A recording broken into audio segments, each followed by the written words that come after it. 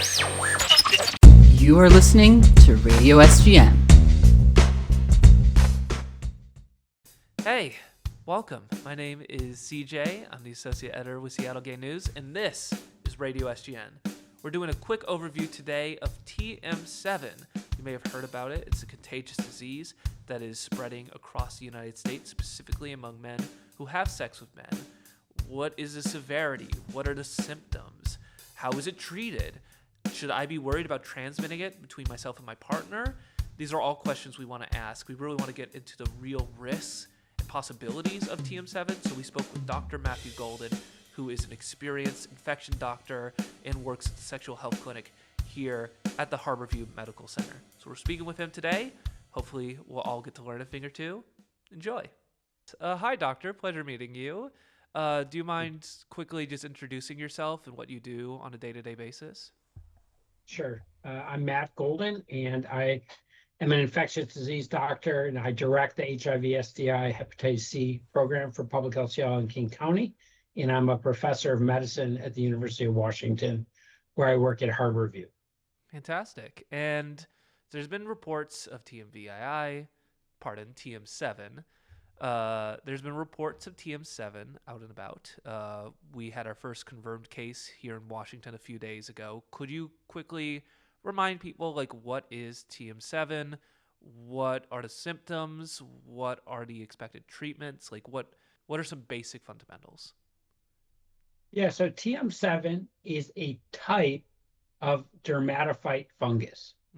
And these are the fungi that cause things like ringworm and athlete's feet, right? So a lot of us have familiarity with them maybe in our lives at some point. This is sort of an unusual one in that it doesn't tend to respond to the topical antifungals that people are accustomed to using, things like clotrimazole. And it seems frequently, though not always, to be sexually transmitted. So it's a little different than the ones that we've typically seen. Harder to treat, and it has this sexual transmission piece to it. So the symptoms are by the standard of traditional contagious diseases. I think a lot of people, when they're going to be reading about TM7, are going to be thinking about monkeypox. They're going to be thinking about COVID. And by comparison, these are they're painful, they're intrusive, but they're relatively minor by comparison. So why is it then we're getting the word out? So why ring the alarm on these instead of treating them for example, like you mentioned, jock itch or the common cold? Well, I think there are things that are different here is that because it's not going to respond to the topical therapy you buy over the counter, and you have to go see a doctor in order to be treated, that makes it more complicated. Yeah. And the duration of therapy is greater than one would typically think of. So typically we're going to look at about 6 weeks of oral therapy for patients like this. And we don't want to delay these diagnoses a long time. So we do need people to be a little different than how they would respond to jock itch. But I certainly agree with you. This is not a life-threatening infection. Right now, it's a small number of confirmed cases. So we did have a second confirmed case. Oh. And I think the likelihood is that there will be more cases will occur. Okay. That's certainly what other people's experience is. In general with these sorts of things, I think it's better to be more proactive and try to get ahead of it than to be in a position where we're really behind. Yeah. So, what is the procedure that's being taken right now in terms of your work at Harborview at the King County Sexual Clinic to both trace and also contain these cases to prevent something like a minor outbreak happening here in King County? So, we're trying to get the word out to medical providers and to the populations which are most likely to be affected, and that's part of why we're talking to you. We put out, as you know, that health advisory. We've met with some community-based organizations and people there to try to alert them to this as well. We have testing set up so that people can be referred to our sexual health clinic here at Harborview to be tested. And they can be tested within the University of Washington system as well and within public health. It's a little harder to do the definitive test elsewhere because it's kind of a rare and complicated test. It requires either that you grow the fungus and that it gets sequenced. So basically what that means is you're taking the fungus that you're growing and then you're looking at its genetics, or you do a polymerase chain reaction for it, which, and maybe you remember that the PCRs is how we did all those COVID tests. So a lot of people are familiar with that. But these tests are not very widely available. So we're trying to get the word out. We're setting up places where people can get the diagnostic test, but we're also advising medical providers, if you think someone has this, let's just start the oral therapy. Okay, just go straight to treatment is the thinking, because there's just not enough of an infrastructure yet to provide like widespread testing like we had with COVID. Right, we don't have that, but we can see people here at the sexual health clinic and test them here. Okay, that's something to worth keeping in mind if you really want to get tested. Now, when we dropped news about the first confirmed case, one of the things we heard from kind of locals in the community is questions about why the connection to why spreading this information, like you said, to the people most likely, and then the most likely comes to us. And we know the history of TMVII, of TM7. It is, the first case here in the U.S. was someone who lived in New York who went to Europe and had multiple male sexual partners. We're seeing that a lot of the cases that came from Europe involved male sexual partners. But then that exists and kind of paradoxically with the reality of the infection, which is it's just direct skin-to-skin contact of any form. It could be, of course, that comes with intimacy, but that can also come with straight sex as well as gay sex. And so the question I think a lot of the people in the community had is defining it and framing it as a most likely thing among gay men worth the potential stigma that could cause? And it's a very complicated and complex and emotional history when it comes to LGBTQ people being tied to specific infections and diseases. So what do you make of that balance there, trying to both communicate to a community where it's most likely, but not framing them as the likeliest or defining them by it? Yeah, so you raise a really good point. This is obviously a very delicate balance. So first of all, I think it's worth it to point out that the first cases of sexual transmission of TM7 occurred in heterosexuals. So Really? it isn't the case that only men who have sex with men or people with male sex partners can get this infection. And it also isn't the case that sexual transmission is the only mode of transmission, though you certainly see clusters of cases that are sexually transmitted. Here, we have this delicate balance where, on the one hand, I totally agree with you. We don't want to stigmatize any population of people. Very important. But we also want to make sure we're getting the information to the population which needs that information the most. And right now, that's where we're sort of at with TM7. Okay. And so, kind of what we've tried to do is talking to people like you, let's get this information out through the sort of mechanisms which are most likely to reach the population which we think has the highest risk right now. Okay.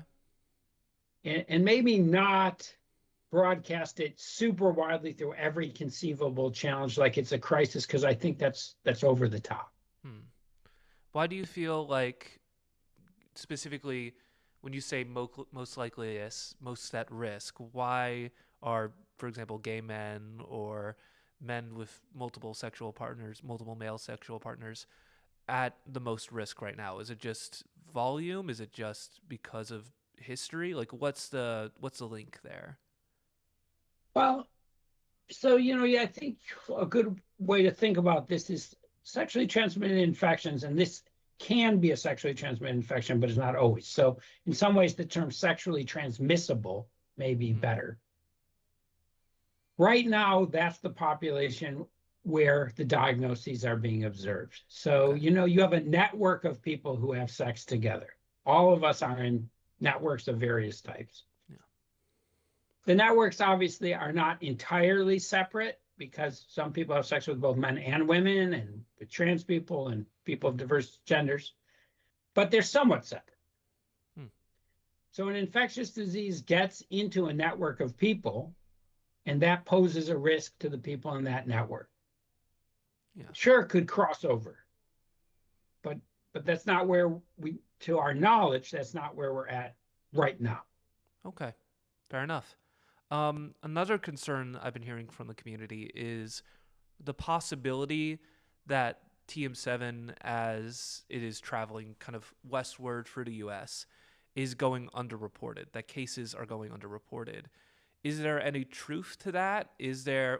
Without being alarmist or fear-mongering, what are the odds that there are a portion of cases out there in the U.S. right now that are going unreported or that we just don't know about? So I think a couple points here. So this is not currently a reportable infectious disease. So the law has a list, and it varies by state, of these are reportable infectious diseases. TM7 is not currently reportable. That's actually something that we've been discussing. Should it be reportable?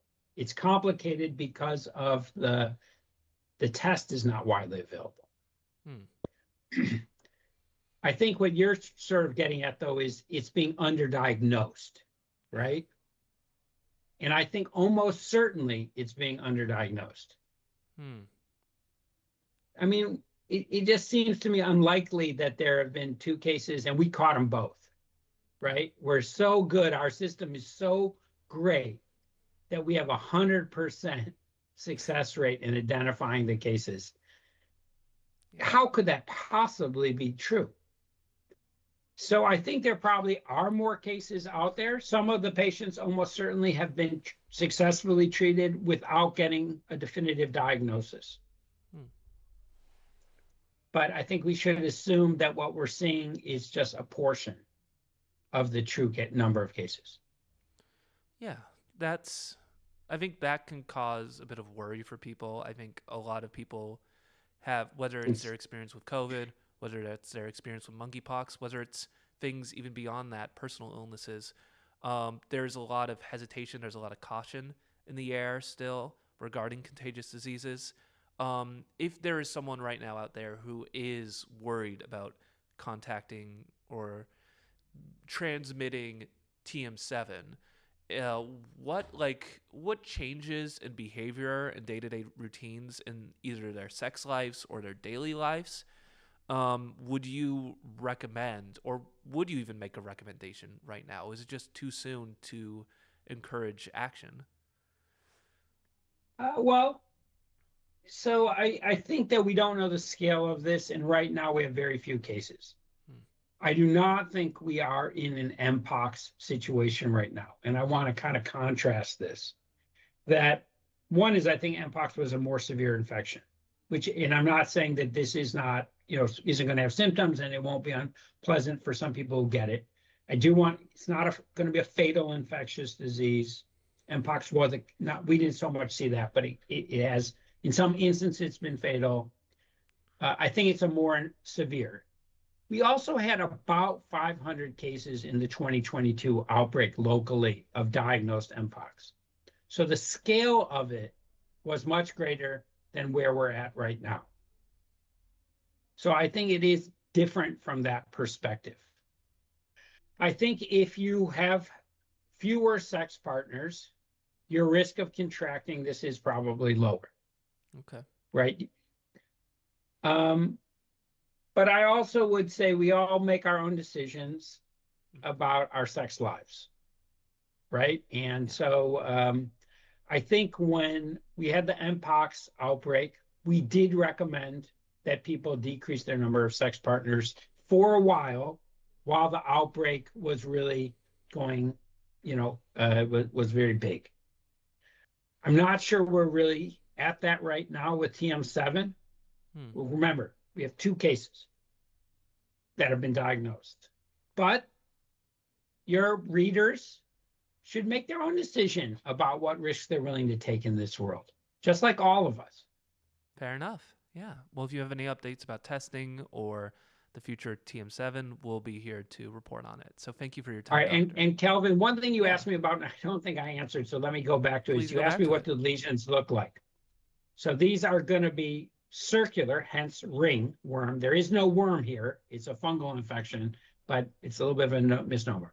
Circular, reddish, scaly, itchy lesions, particularly on the genitals and the buttocks.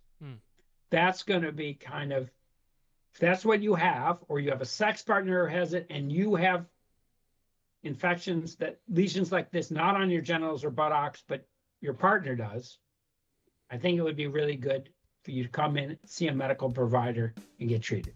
Always advisable. So yeah, if you see any of those coin-like shapes and rashes anywhere on your body, but especially down there, go take a look with a doctor and maybe get some treatment. Thank you so much for your time, Doc. We really appreciate it. Yeah. Nice talking to you. Pleasure talking to you. All right, that's the end of our show.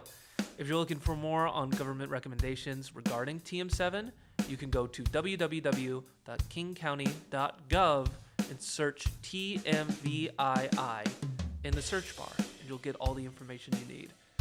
Special thanks to Renee Ricchetti and Madison Jones, who are our producers, as well as Emery Liu, our production designer, and Richard Isaac, our copy editor. My name is CJ Emerson. Thanks. Take care.